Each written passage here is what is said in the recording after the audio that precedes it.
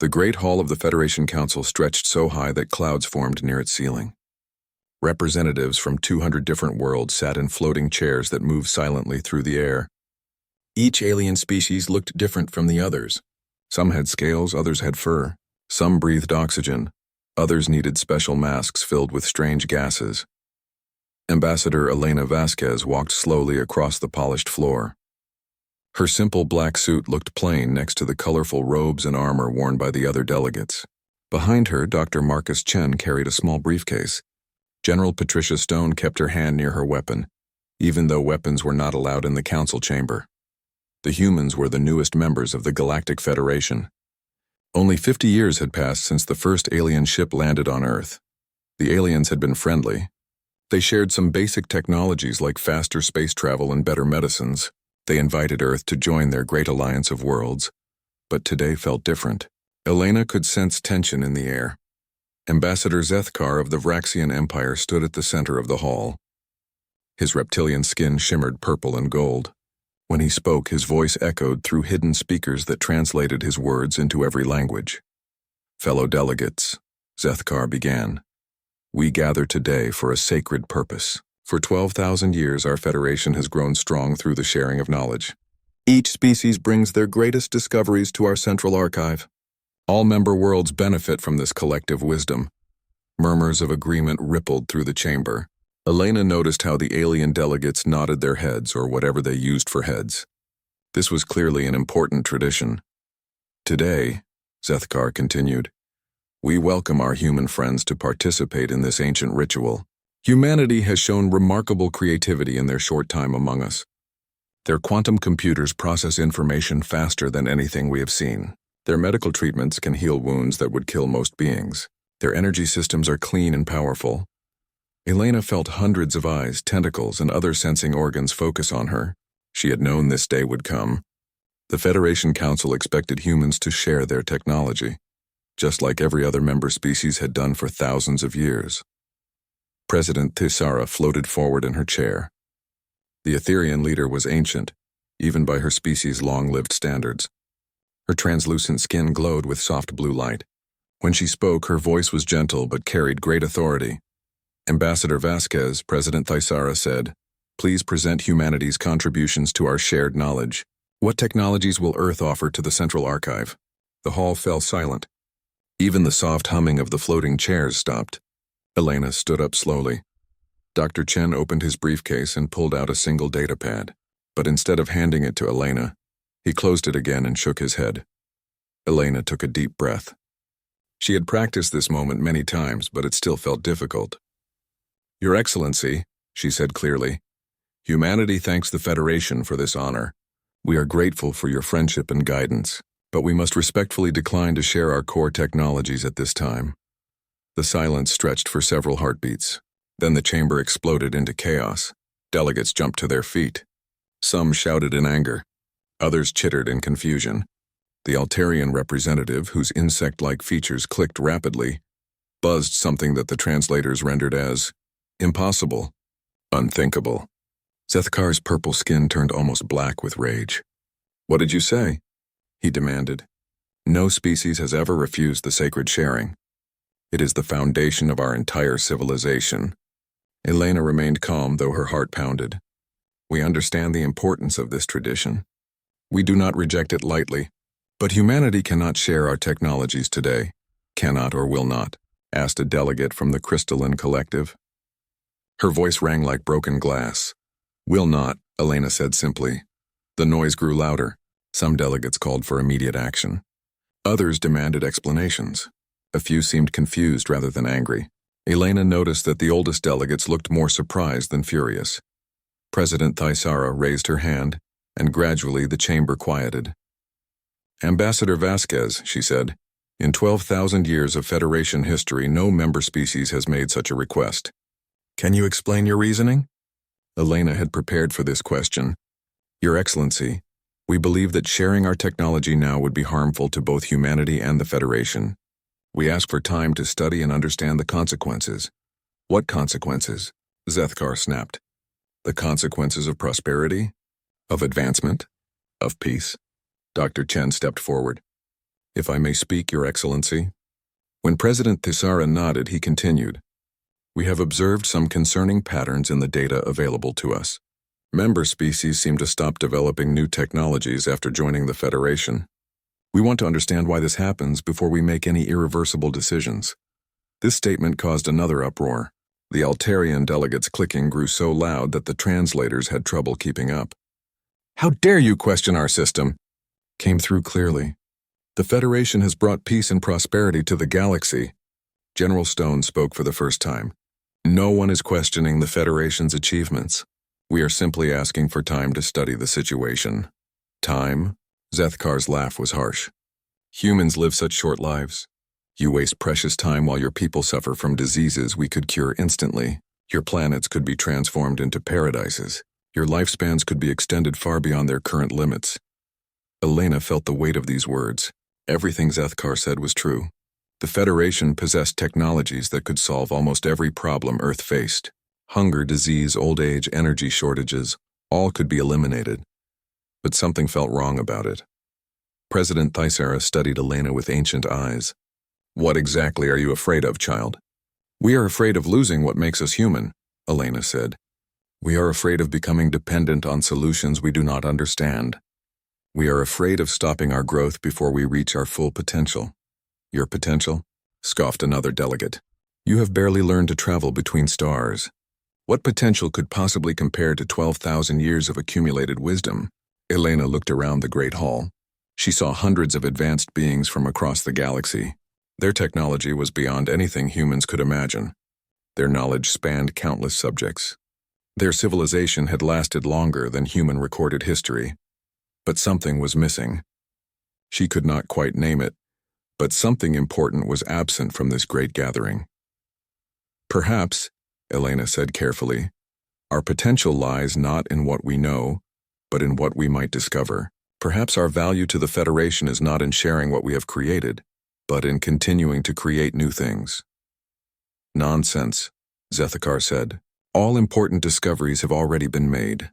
The archive contains solutions to every problem. Why struggle with research when perfect answers already exist?" Elena exchanged glances with Dr. Chen and General Stone. In that moment, she realized something that chilled her. Zethkar truly believed what he said. He could not imagine that new discoveries might still be possible.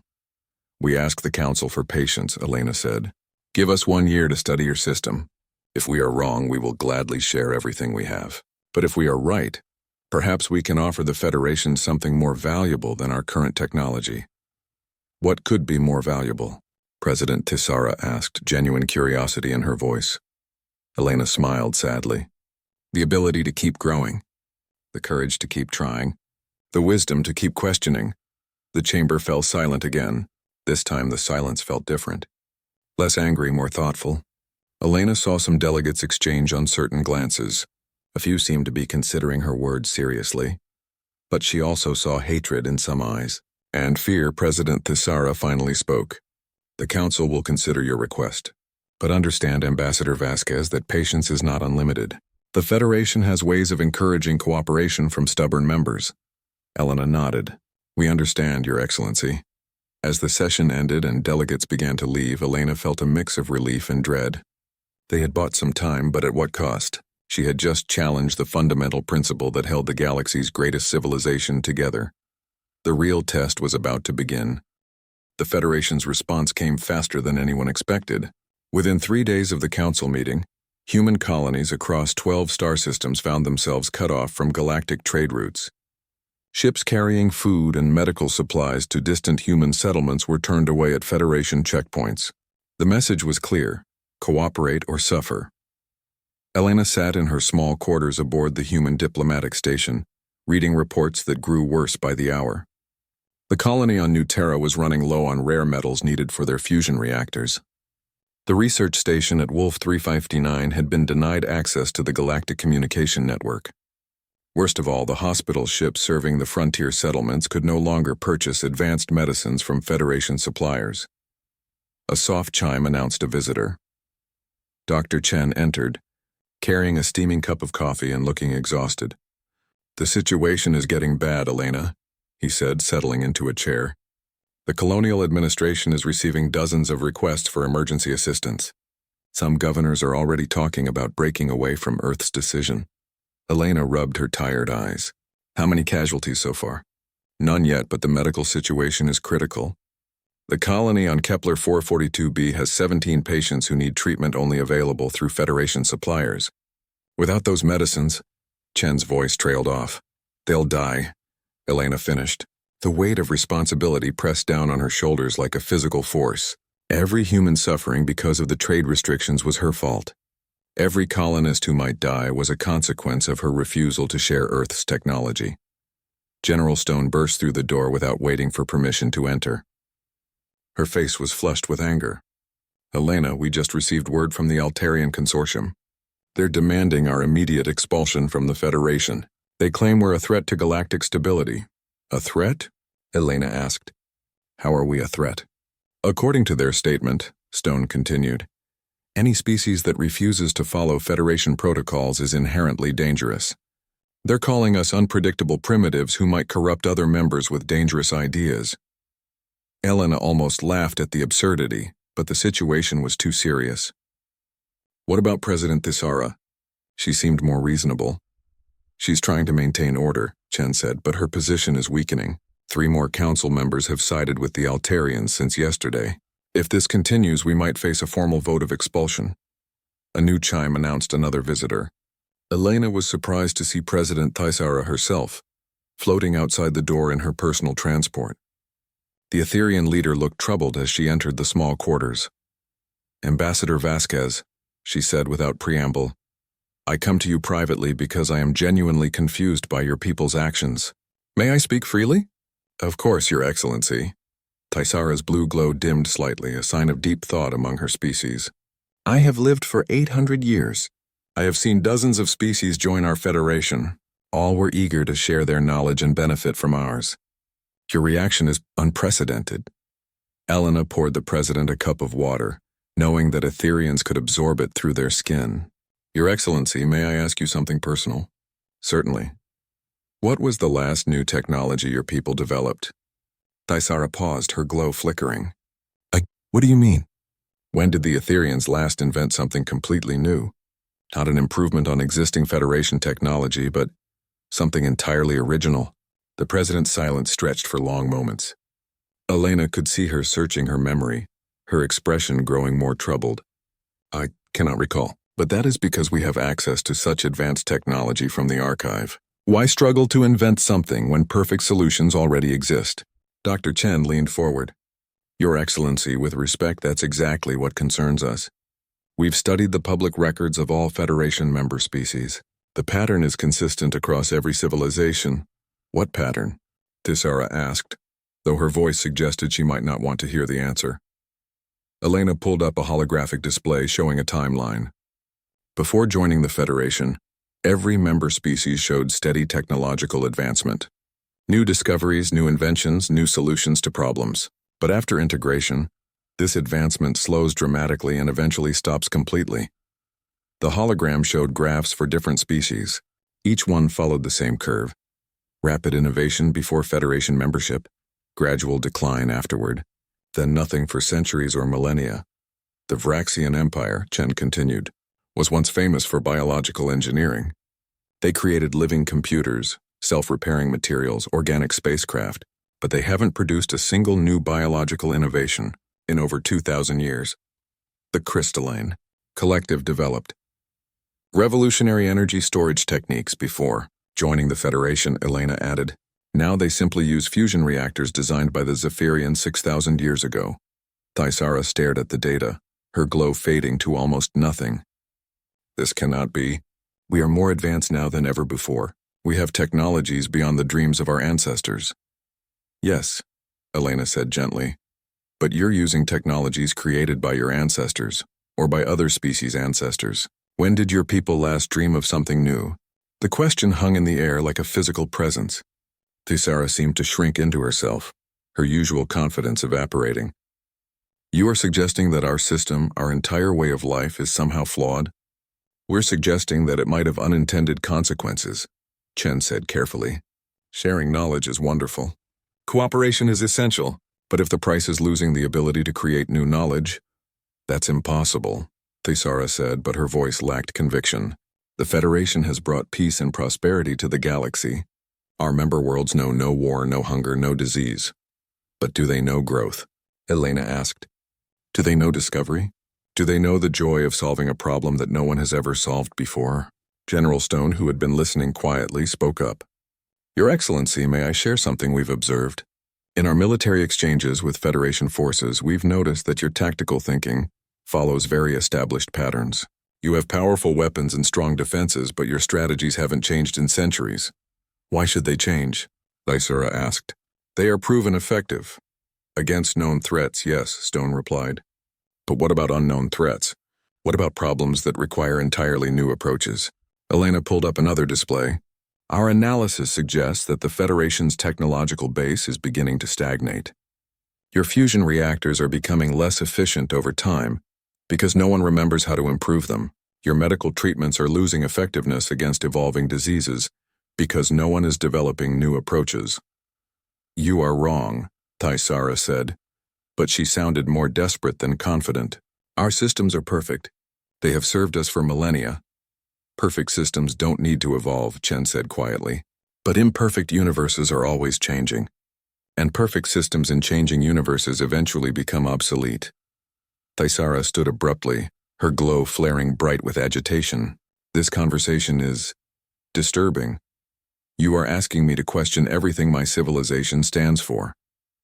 We're asking you to consider the possibility that even good systems can have problems, Elena said.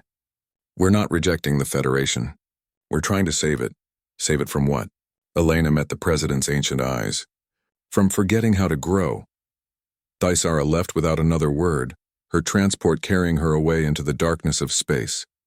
Elena watched her go, feeling a mix of sympathy and fear. She had planted seeds of doubt in one of the galaxy's most powerful leaders, but doubt could be dangerous when it challenged the foundations of civilization. Chen broke the silence. The medical situation is getting critical. We need to make a decision soon, Elena nodded. Prepare the emergency medical supplies from Earth. We'll provide what we can to the colonies ourselves. That will help in the short term, Stone said, but it's not sustainable, and it won't stop the Altarians from pushing for our expulsion. Elena stared out at the stars. Somewhere among them were human colonies full of people who trusted their government to keep them safe. Somewhere else were alien civilizations that had traded their creativity for comfort without even realizing what they had lost. We need more information, Elena said finally. We need to understand exactly how this process works, and we need to find allies who might be willing to listen to uncomfortable truths. Any ideas where to find allies like that? Chen asked. Elena's expression grew thoughtful. President Thaisara's reaction was interesting. She seemed genuinely shocked by our data.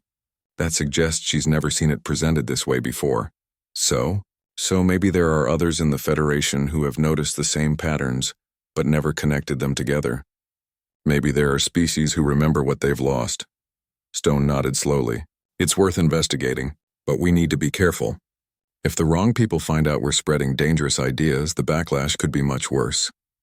Elena looked at her companions. 3 humans against a galactic civilization. The odds were overwhelming, but she felt a strange sense of hope. Humans had always been good at fighting impossible odds. Then we'd better be very careful about who we talk to, she said. The message came through encrypted channels at 3 a.m. ship's time. Elena woke to find a small data crystal on her nightstand, along with a note written in shaky handwriting. Archive Section 7, Level 400, Maintenance Shaft C12. Come alone. Tell no one. A friend. Elena stared at the crystal for several minutes. It could be a trap. The Federation security forces might have decided to take more direct action against the troublesome humans. But something about the handwriting seemed genuine, almost desperate. Against her better judgment, Elena dressed quietly and made her way through the diplomatic station's corridors. Section 7 was in the oldest part of the complex, where the walls showed their age and the lighting was dim.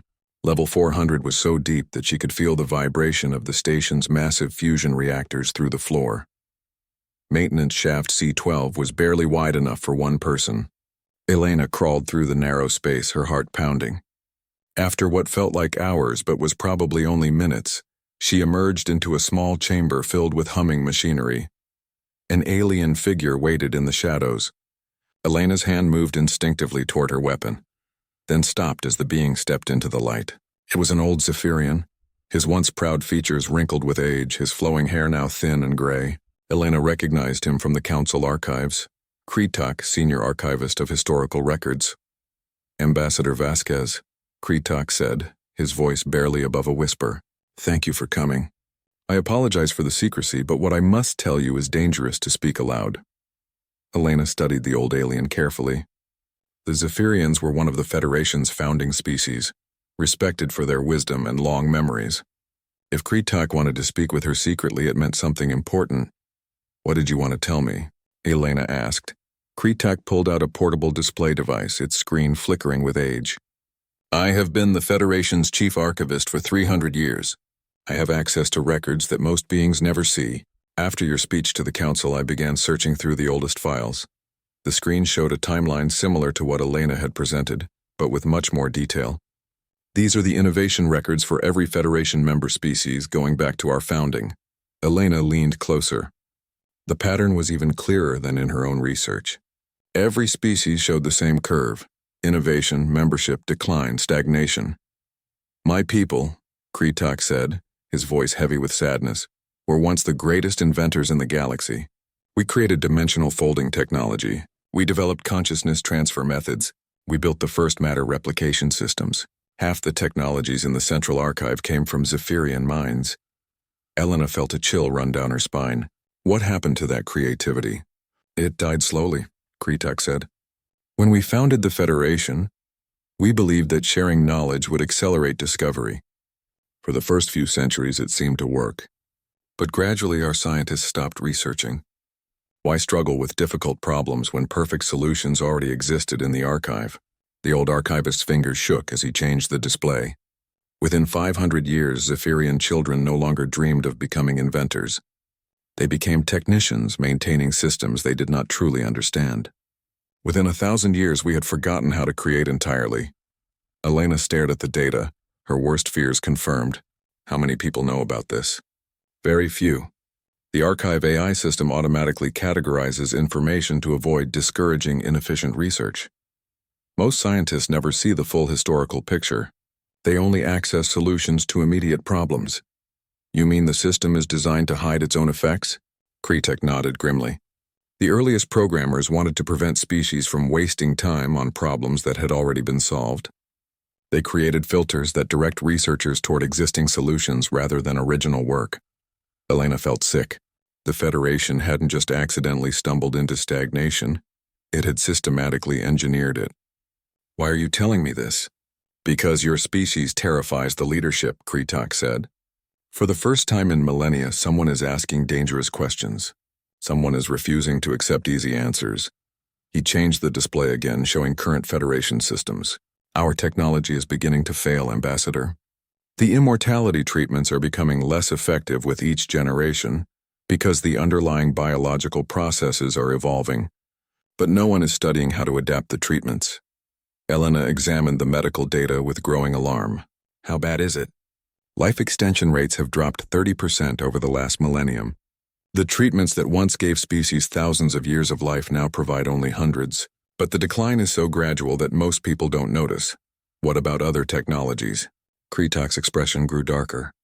Our faster-than-light communication system has fundamental limitations that no one understands because the original designers are long dead, and their work was never properly documented. The dimensional folding drives that power our largest ships are beginning to show instabilities that our engineers cannot explain. Elena felt overwhelmed by the implications. The entire Federation is living on borrowed time. Worse than that, Kretak said. We are a civilization that has forgotten how to learn. When these systems finally fail completely, we will have no way to replace them. Elena thought about her conversation with President Thyssera. The president seemed genuinely surprised by our data. She doesn't know, does she? The leadership knows that innovation has slowed, Kretak admitted. But they believe it's because all important discoveries have already been made. They cannot imagine that there might be problems without solutions in the archive. How long do we have? Kretak pulled up a projection that made Elena's blood run cold. Based on current degradation rates, critical systems will begin failing within the next 2 centuries. The fusion reactor designs are becoming unstable. The medical systems are losing effectiveness against evolving pathogens. The communication networks are approaching fundamental limits. Elena stared at the timeline. 200 years seemed like a long time to humans, but it was nothing to species that had lived for millennia. What can be done? That is why I contacted you, Kretak said. Your species still remembers how to innovate. You still have the courage to question established solutions. If anyone can find a way to reverse this process, it might be humanity. Elena felt the weight of an entire galaxy's future settling on her shoulders. We're just one species. We've been in space for less than a century. How can we possibly solve a problem this big? Perhaps, Kretak said quietly. That inexperience is exactly what makes you dangerous to the status quo. You don't know enough to accept that some problems are impossible. Elena considered this. Human history was full of impossible problems that had been solved by people too stubborn or too ignorant to know they couldn't be solved. What about other species? Are there any that might be willing to listen? Kretak's expression brightened slightly. There are whispers. Young scientists on several worlds have begun asking questions similar to yours. The Crystalline Collective has a research group studying historical innovation patterns. Some Vraxian military officers have noticed tactical stagnation in their forces.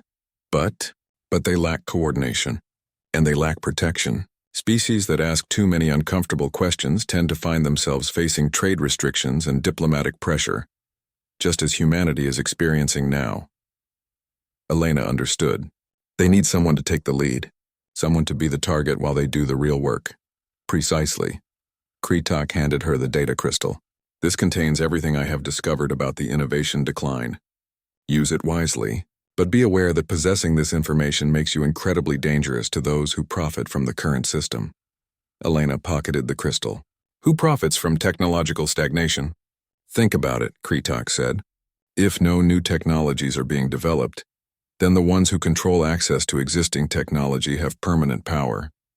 The archive AI system, the trade guilds that distribute technology, the political leadership that maintains order. They all benefit from a system where change is impossible. Elena felt pieces clicking together in her mind. They're not just preserving the Federation, they're preserving their own positions. And they will do anything to protect those positions, Kretak warned. Your refusal to share technology threatens the fundamental assumption that the current system is perfect. If that assumption is questioned, then everything might change, Elena finished. Kretak nodded. Be very careful, Ambassador. You are fighting forces that have controlled the galaxy for millennia. They will not surrender their power easily. As Elena prepared to leave, Kretak caught her arm. There is one more thing. The data suggests that the decline might not be permanent. Species that are forced to operate outside the Federation system for extended periods sometimes begin innovating again. What do you mean? Pirates, rebels, isolationist colonies. Beings who cannot rely on the central archive often develop new solutions to problems. The capability for innovation still exists. It has simply been discouraged. Elena felt a spark of hope. So if we could find a way to encourage it again, perhaps the galaxy might remember how to grow, Kretak said. The golden invitation arrived exactly 1 week after Elena's meeting with Kretak. It was delivered by a ceremonial Federation courier, complete with energy signatures that proved its authenticity. The message was simple but momentous. The Federation Council extends a final offer of friendship to humanity. Please attend a special session tomorrow at noon. Elena read the invitation 3 times, then called an emergency meeting with her team. Dr. Chen and General Stone arrived within minutes, both looking worried. This isn't a normal council session, Stone said immediately. I've been monitoring Federation military movements. They've positioned ships around all major human colonies, not threatening but visible. Dr. Chen pulled up his tablet showing medical reports. The situation in our colonies is getting desperate. The hospital on New Kepler lost 2 patients yesterday. Deaths that could have been prevented with Federation medical technology. Elena felt the weight of responsibility crushing down on her. Every day they delayed cost human lives, but Kretak's revelations had shown her the true cost of accepting Federation help. What exactly are they offering? Her question was answered an hour later. when President Tessera herself arrived with a delegation of senior council members. They carried with them a display case containing 3 objects that made Elena's breath catch. The first was a small silver device no larger than a coin. A personal immortality implant, Tessera explained. It stops aging completely and repairs almost any injury. Your species could live for thousands of years. The second object looked like a crystal sphere filled with swirling light, a consciousness transfer matrix. When your bodies finally do fail, your minds can be preserved forever in digital form. True immortality. The third item was a complex geometric shape that seemed to fold in on itself, a planetary transformation engine. It can reshape entire worlds in weeks, turning dead planets into perfect environments for human life. Elena stared at the objects. They represented technologies beyond humanity's wildest dreams. The immortality device alone could solve the problems of aging and death that had plagued her species forever. The planetary transformer could give humans thousands of new worlds to colonize. These are our most precious gifts, Tessera said. Normally, species must wait centuries to earn access to such advanced technology. We offer them to humanity immediately, as a sign of our commitment to your welfare. Elena forced herself to look away from the mesmerizing devices. And in return? Simply what we have always asked, Tessera replied. Share your quantum computing technology. Share your medical innovations. Share your energy systems. Join the galactic community as full participants. Dr. Chen was staring at the immortality device with obvious longing. Ambassador, he said quietly, think about what this could mean. No more death from aging. No more watching loved ones fade away. No more limited time to accomplish our goals. General Stone was examining the planetary transformer. We could expand humanity across the galaxy in decades instead of millennia. We could solve the population problem, the resource limitations, everything. Elena understood their feelings. The objects in front of her represented solutions to humanity's greatest challenges. But Kretak's words echoed in her mind. Perfect solutions that stop people from looking for better ones. May I ask a question, Your Excellency? Elena said. Of course. How long has it been since any Federation species developed an improvement to these technologies? Tessera paused. These technologies are perfect as they are. Why would they need improvement? The immortality device, Elena continued, does it work equally well for all biological forms? Or does it need to be customized for different species? It adapts automatically to most biological forms, Tessera said. But Elena caught a flicker of uncertainty in her voice. Dr. Chen, despite his obvious desire for the technology, picked up on Elena's line of questioning. What about species with unusual biology? Silicon-based life forms? Energy beings? Hive minds? There have been some compatibility issues, admitted another council member. A crystalline being whose faceted surface showed embarrassment patterns. But these are minor problems. How minor? Elena pressed. The silence stretched uncomfortably. Finally, Tessera spoke. Some species cannot use the immortality technology. The consciousness transfer system is incompatible with collective intelligences. The planetary transformer works only on worlds with specific atmospheric compositions. Elena felt pieces falling into place. How many species in the Federation cannot use these perfect technologies? Perhaps 20%, Tessera admitted reluctantly. And are any scientists working on solutions for those species? Another uncomfortable silence. The archive contains detailed studies of why certain biological forms are incompatible, a council member said. The limitations are fundamental and cannot be overcome. Elena exchanged glances with her team. This was exactly what Kretak had warned about. The Federation had convinced itself that any problem without a solution in the archive was impossible to solve. Your Excellency, Elena said carefully, what if I told you that human scientists have been working on adaptive biological interfaces that might solve some of these compatibility problems? The reaction was immediate. Several council members began speaking at once, their voices filled with excitement. Impossible. How could a new species succeed where we have failed? Share this technology immediately. Elena held up her hand. I said we were working on it. We haven't solved everything yet. But we think progress is possible because we're approaching the problem differently. What do you mean differently? Tessera asked. Dr. Chen stepped forward. We're not trying to make other species fit existing technology. We're trying to develop new technology that fits other species. Instead of asking why some beings can't use immortality devices, we're asking what kind of immortality devices those beings could use. The council members looked confused. But that would require developing entirely new technologies, one said. Why do that when perfectly good technologies already exist? Because the existing technologies don't work for everyone, Elena said simply. And because maybe, just maybe, we could develop something even better than what exists now. Thysera's glow flickered with agitation. Better? How could anything be better than immortality? Elena took a deep breath. This was the moment when she would either convince them or make them her enemies forever. Your Excellency, may I share something we've discovered about consciousness transfer technology? Proceed, Elena pulled out a datapad. Our neuroscientists have been studying the consciousness transfer process. We found something interesting. The transferred consciousness isn't quite the same as the original. It's close, very close, but there are subtle differences in memory formation and emotional processing. Several council members began protesting, but Elena continued. We think we know why this happens, and we think we might be able to fix it. But it would require developing new approaches, not just improving the existing system. You're saying our consciousness transfer technology is flawed? Thysera demanded. I'm saying it might be possible to make it better, Elena replied, but only if we're willing to try new things instead of accepting that the current version is perfect. The chamber fell silent. Elena could see the council members struggling with ideas that challenged their fundamental assumptions about technology and progress. Finally, Thysera spoke. Even if what you say is true, the current technologies work well enough. Surely the benefits outweigh any minor imperfections. Elena looked at the magnificent devices again. They were tempting beyond belief. Your Excellency, may I tell you what we're really afraid of? Please do.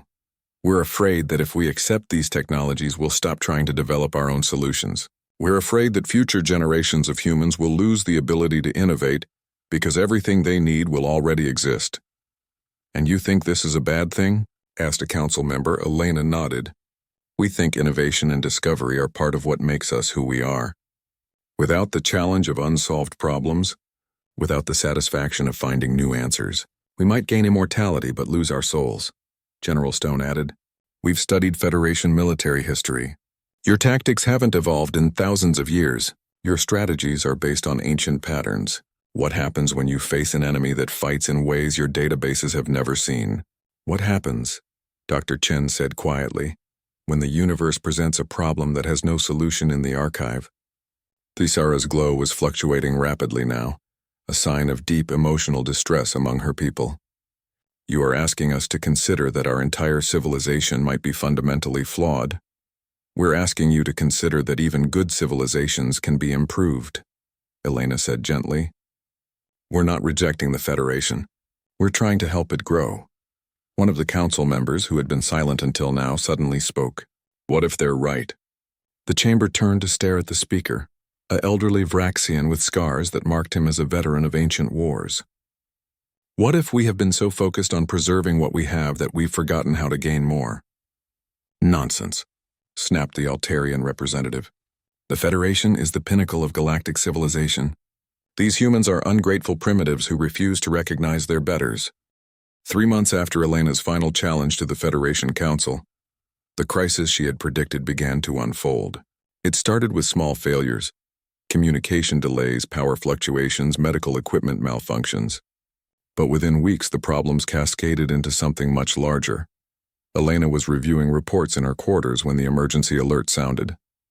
She rushed to the diplomatic station's command center, where Dr. Chen and General Stone were already monitoring incoming signals from across Federation space. What's happening? Elena asked. Chen's face was pale. The central communication network is failing. Massive system crashes across 17 sectors. Some colonies have been cut off completely. General Stone pointed to the tactical display. It's worse than that. The automated defense systems around the core worlds are malfunctioning. They're firing on civilian ships. Elena felt a chill. This is what Kretak warned us about. The ancient systems are finally breaking down.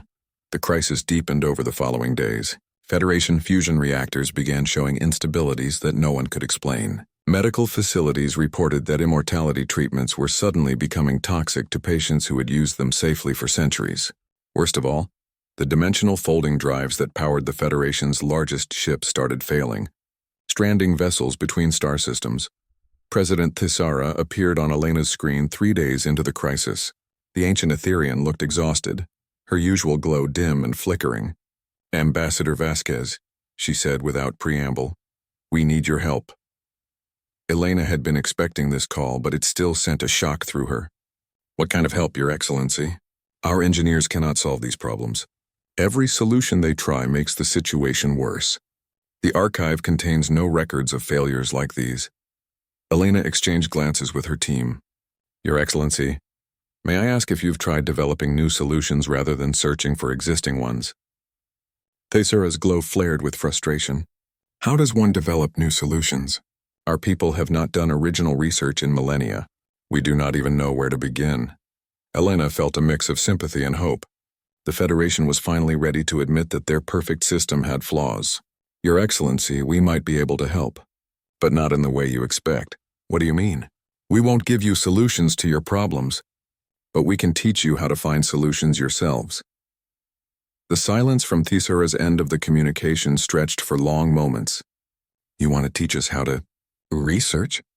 "We want to teach you how to innovate again," Elena said. "How to ask questions that have never been asked. How to try approaches that might fail. How to solve problems that have no solutions in any database." Thisara's image flickered as communication problems interfered with the signal. "The Council will never agree to this.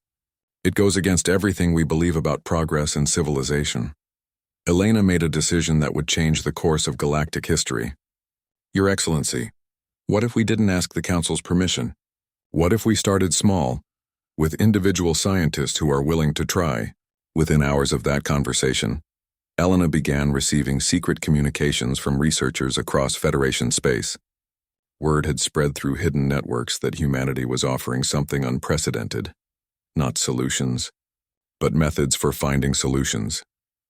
Dr. Chen coordinated the effort, establishing secure communication channels with alien scientists who were desperate enough to try forbidden approaches.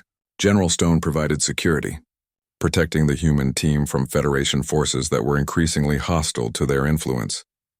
The first breakthrough came from an unlikely source, a young crystalline engineer named Prism Tall, who had been struggling with power grid failures on their homeworld.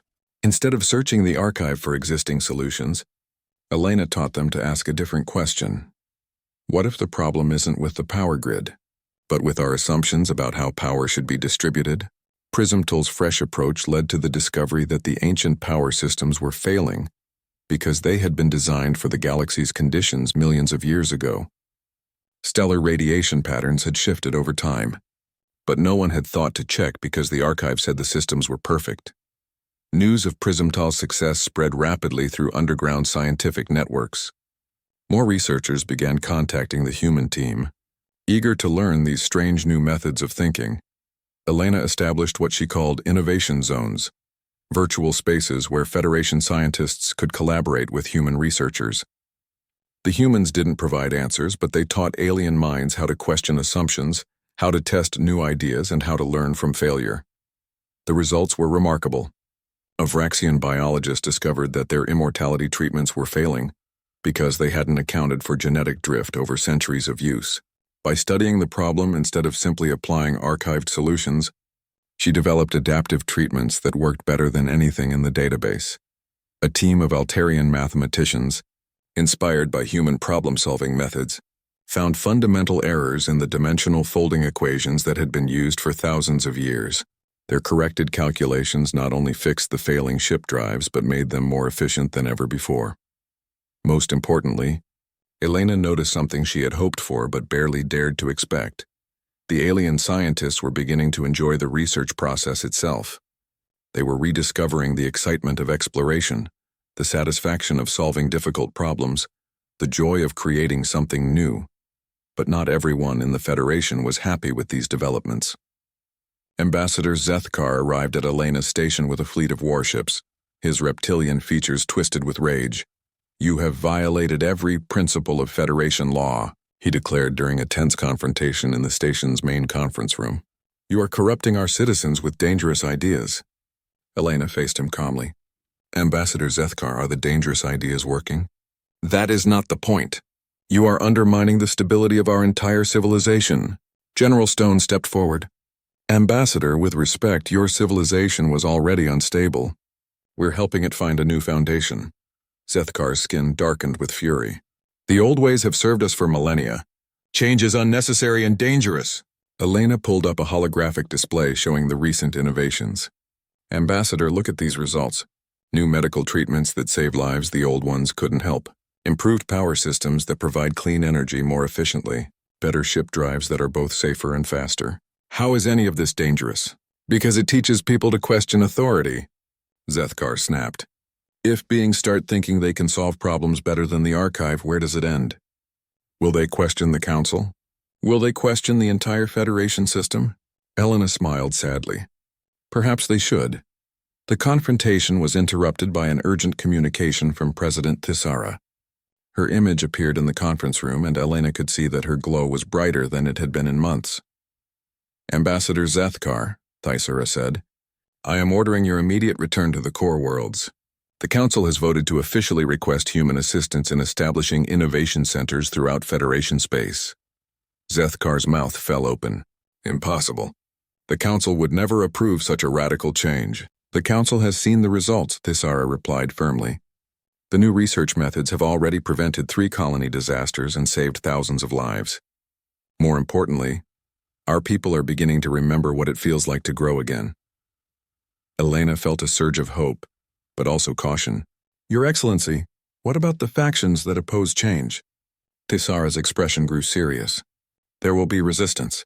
The Altarian Consortium is threatening to leave the Federation, rather than accept new ways of thinking. Several other conservative factions are calling for your expulsion. And if they succeed, then the Federation will split, Thisara said simply. But perhaps that is necessary. Perhaps civilizations, like individuals, must sometimes choose between comfortable stagnation and difficult growth. Over the following months, Elena watched as the galaxy slowly transformed. The innovation centers became gathering places where different species shared not technologies, but approaches to thinking about problems. Humans taught alien minds to question assumptions. Aliens taught humans new ways of perceiving complex systems. The process wasn't smooth. Some worlds rejected the new methods completely. Others embraced them so enthusiastically that they caused social upheaval. But gradually, something remarkable happened. The galaxy began creating new knowledge again.